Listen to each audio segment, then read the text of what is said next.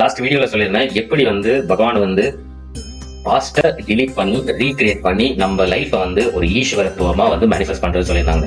இந்த வீடியோல step by step உங்களுக்கு கைட் பண்ண போறேன். ஃபர்ஸ்ட் பகவான் என்ன சொல்லியிருந்தாங்கன்னா, ஃபர்ஸ்ட் உங்களுக்கு ரொம்ப ஒரு கஷ்டமான உங்களுக்கு ரிமெம்பரான ஒரு இன்சிடென்ட் எடுத்துக்கோங்க. கம்ப்ளீட்டா ரைட் பண்ணுங்க, என்ன நடந்துச்சு incident by incident, inch by inch.